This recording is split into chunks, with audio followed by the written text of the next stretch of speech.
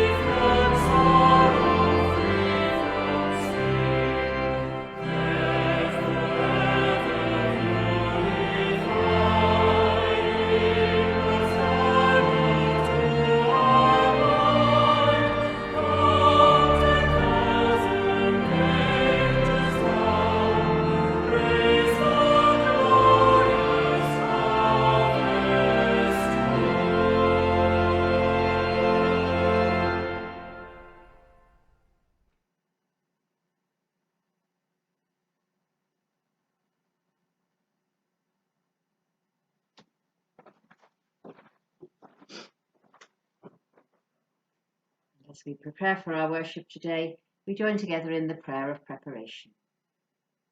Almighty God, to whom all hearts are open, all desires known, and from whom no secrets are hidden, cleanse the thoughts of our hearts by the inspiration of your Holy Spirit, that we may perfectly love you and worthily magnify your holy name, through Christ our Lord. Amen. Let us confess our forgetfulness of the needs of the poor and repent of the ways in which we waste the resources of the world. God has blessed us, but still God's children grow hungry. Lord, have mercy. Lord, have mercy. God has blessed us, but still the poor cry out for justice. Christ, have mercy. Christ, have mercy. God has blessed us, but still we see inequality and oppression in the earth. Lord, have mercy. Lord, have mercy. Almighty God, who forgives all who truly repent, have mercy upon you. Pardon and deliver you from all your sins. Confirm and strengthen you in all goodness, and keep you in life eternal. Through Jesus Christ our Lord. Amen. Collect for harvest time. Creator God, you made the goodness of the land, the riches of the sea, and the rhythm of the seasons. As we thank you for the harvest, may we cherish and respect this planet and its peoples. Through Jesus Christ our Lord. Amen. A reading from St. Paul's letter to the Philippians. Rejoice in the Lord always. Again I will say, rejoice. Let your gentleness be known to everyone. The Lord is near. Do not worry about anything, but in everything, by prayer and supplication with thanksgiving, let your requests be made known to God. And the peace of God, which surpasses all understanding, will guard your hearts and your minds in Christ Jesus. Finally, beloved, whatever is true, whatever is honourable, whatever is just, whatever is pure, whatever is pleasing, whatever is commendable, if there is any excellence and if there is anything worthy of praise, think about these things. Keep on doing the things that you have learned and received and heard and seen in me, and the God of peace will be with you. This is the word of the Lord. Thanks be to God. The Holy Gospel is written in the 6th chapter of the Gospel according to St. John, beginning at the 26th verse. Glory be to thee, O Lord. Jesus answered them, Very truly I tell you, you are looking for me, not because you saw signs, but because you ate your fill of the loaves. Do not work for the food that perishes, but for the food that endures for eternal life, which the Son of Man will give you. For it is on him that God the Father has set his seal. Then they said to him, What must we do to perform the works of God? Jesus answered them, This is the work of God, that you believe in him whom he has sent. So they said to him, What sign are you going to give us then, so that we may see it and believe in you? What work are you performing? Our ancestors ate the manna in the wilderness, as it is written, He gave them bread from heaven to eat. And Jesus said to them, Very truly I tell you, it was not Moses who gave you the bread from heaven, but it is my Father who gives you the true bread from heaven. For the bread of God is that which comes down from heaven and gives life to the world. They said to him, Sir, give us this bread always. Jesus said to them, I am the bread of life. Whoever comes to me will never be hungry, and whoever believes in me will never be thirsty. This is the gospel of the Lord. Praise to you, O Christ. For our sermon today, we hear a brief video sermon from the Revd Chris Hopkins of the Brue Benefice in Someset, looking at the gospel reading we've just heard and reminding us about the need to keep our priorities right in the light of the crowd's response to that. We see that now.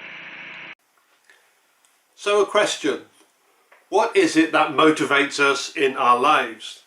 The thing that underpins most of what we think and do? Well, in our New Testament reading, the crowd were quite motivated. Motivated enough after unsuccessfully looking for Jesus and his disciples to get into their boats and head off to Capernaum to track him down. Of course, the preceding passage is the story of the 5,000, and at the end of that story the crowd noted that the disciples got into the boats and headed off to Capernaum, but Jesus didn't get in the boats with them. He went up a mountain to pray. So the next day they assumed he was still around, but of course what they didn't know was in the middle of the night he'd walked on the water out to the disciples in the boat, got in the boat and was already at Capernaum. So having searched frantically where the feeding of the 5,000 took place, they headed off to Capernaum, and when they found him they were a little bit peeved and annoyed. Rabbi, how did you get here?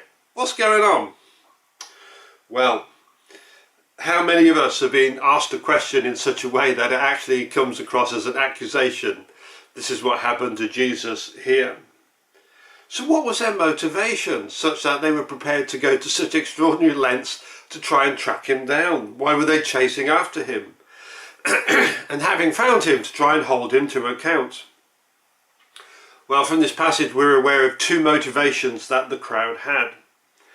And we're told by John that after the people saw the sign that Jesus had performed, that was the feeding of the 5,000, they began to say, "Surely this is the prophet who is to come into the world." And John then tells us that Jesus, also knowing that they intended to come and make him king by force, withdrew by himself to a mountain. So they had two motivations here. Was the first, they wanted to make Jesus king forcibly. Their motivation here was political and nationalistic. But secondly, they had a more basic motivation. Their empty bellies had been filled. They'd had a free lunch and they wanted more. As Jesus said to them, "Very truly I tell you, you were looking for me, not because you saw the signs I performed, but because you ate the loaves and had your fill." And these two motivations that the people had were, of course, on both accounts, weren't they? Firstly, Jesus did not rise to their expectations as a deliverer from Roman rule through allowing them to forcibly make him king.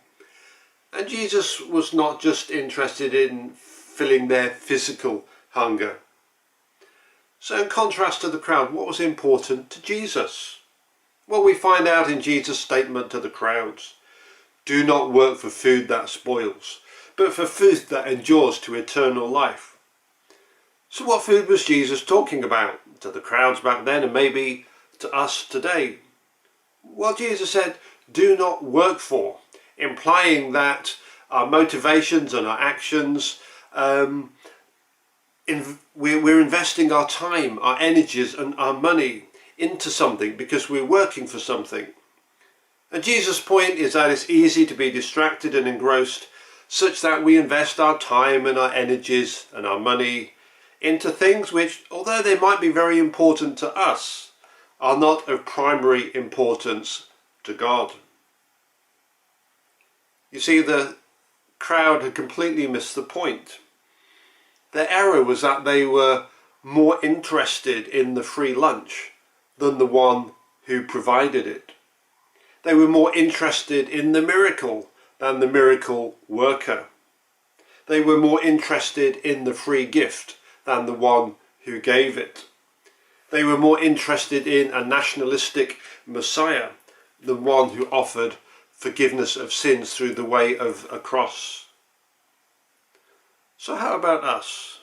What are we interested in? What motivates us? And have we learned the lesson of this passage that our main focus is to be Jesus? For all of us, myself included, my prayer is that when we come into church, our primary motivation is to meet the one who feeds us, the one who is the bread from heaven, even our Lord and Saviour, Jesus Christ. May that be our primary motivation. It was Jesus' point to the crowds then, and it still holds true for us today. Amen.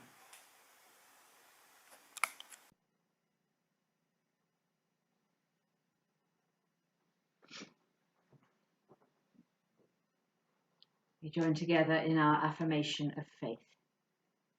Let us declare our faith in God. We believe in God the Father, from whom every family in heaven and on earth is named. We believe in God the Son, who lives in our hearts through faith and fills us with his love. We believe in God the Holy Spirit, who strengthens us with power from on high. We believe in one God, Father, Son, and Holy Spirit. Let us pray. In our intercessions today, the response to Lord of the Harvest is, "In your mercy, hear us." Let us pray to God, the Lord of the Harvest, that he will bring to fruition all that he desires for his creation. Lord of creation, we see that the fields are ripe for harvesting. We pray for your church, that it may be ready to gather fruit for eternal life. Lord of the harvest, in your mercy, hear us. You have created the universe by your eternal word and have blessed humankind in giving us dominion over the earth. We pray for the world, that we may honour and share its resources and live in reverence for the creation and in harmony with one another. Lord of the harvest, in your mercy, hear us. Your Son has promised that the Spirit will lead us into all truth. We pray for the community in which you have set us, for one another and for ourselves, that we may bring forth the fruit of the Spirit in love and joy and peace. Lord of the harvest, in your mercy, hear us. You have given your people a rich land, yet by sin we have made a world of suffering and sorrow. We pray for those who bear the weight of affliction, that they may come to share the life of wholeness and plenty.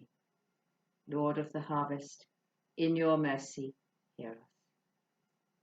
Your Son, Jesus Christ, is the first fruits of the resurrection and will reap the harvest of the dead at the end time. We pray that he will gather us all together with those who have gone before in the banquet of the age to come. Lord of the harvest, in your mercy, hear us. Source of all life and giver of all that is good, hear our prayers and grant us all that is in accordance with your will. Through Jesus Christ our Lord. Amen. The peace. The harvest of the Spirit is love, joy, peace, patience, kindness, goodness, faithfulness, gentleness, and self-control. The peace of the Lord be always with you and also with you.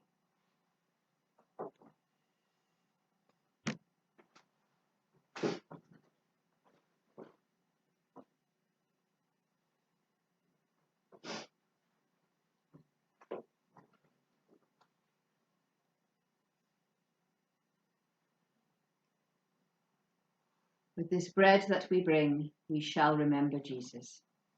With this wine that we bring, we shall remember Jesus. Bread for his body, wine for his blood, gifts from God to his table we bring, we shall remember Jesus. The Lord be with you, and also with you. Lift up your hearts, we lift them to the Lord. Let us give thanks to the Lord our God. It is right to give thanks and praise. Father, you made the world and love your creation. You gave your Son, Jesus Christ, to be our Saviour. His dying and rising have set us free from sin and death. And so we gladly thank you with saints and angels praising you and saying, Holy, holy, holy Lord, God of power and might. Heaven and earth are full of your glory. Hosanna in the highest. Blessed is he who comes in the name of the Lord. Hosanna in the highest. We praise and bless you, loving Father, through Jesus Christ our Lord. And as we obey his command, send your Holy Spirit, that broken bread and wine outpoured may be for us the body and blood of your dear Son. On the night before he died, he had supper with his friends, and taking bread, he praised you. He broke the bread, gave it to them, and said, Take, eat. This is my body, which is given for you. Do this in remembrance of me.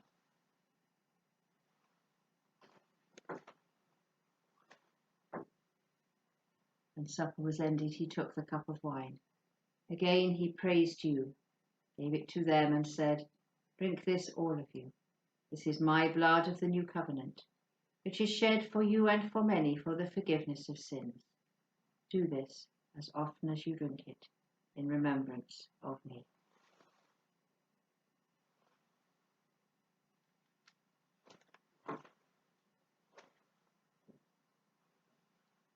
So, Father, we remember all that Jesus did.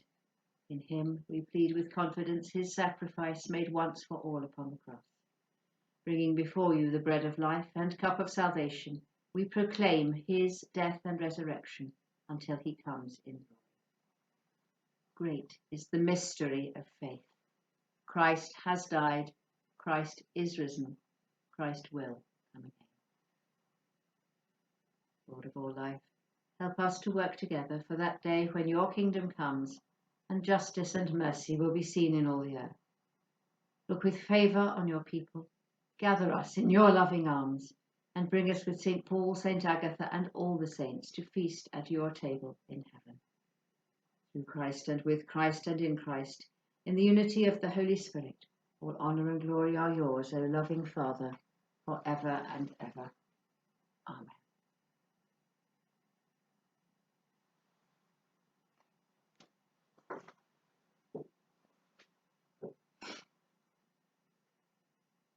Let us pray with confidence as our Saviour has taught us. Our Father, who art in heaven, hallowed be thy name. Thy kingdom come, thy will be done, on earth as it is in heaven. Give us this day our daily bread, and forgive us our trespasses, as we forgive those who trespass against us. And lead us not into temptation, but deliver us from evil. For thine is the kingdom, the power, and the glory, for ever and ever. Amen. We break this bread to share in the body of Christ. Though we are many, we are one body, because we all share in one bread. Lamb of God, you take away the sin of the world, have mercy on us. Lamb of God, you take away the sin of the world, have mercy on us. Lamb of God, you take away the sin of the world, grant us peace. God's holy gifts for God's holy people. Jesus Christ is holy, Jesus Christ is Lord, to the glory of God the Father.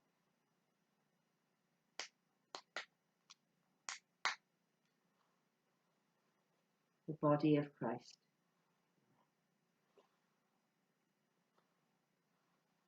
The blood of Christ. Amen.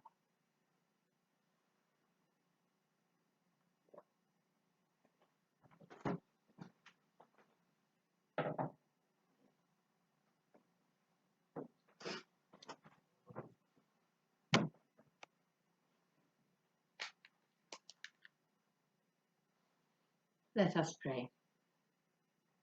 Lord of the harvest, with joy we have offered thanksgiving for your love in creation, and have shared in the bread and wine of the kingdom. By your grace, plant within us a reverence for all that you give us, and make us generous and wise stewards of the good things we enjoy. Through Jesus Christ our Lord. Amen. We pray together. Almighty God, we thank you for feeding us with the body and blood of your Son, Jesus Christ. Through him we offer you our souls and bodies to be a living sacrifice. Send us out in the power of your Spirit to live and work to your praise and glory. Amen. Join together now in our second hymn, All Creatures of Our God and King.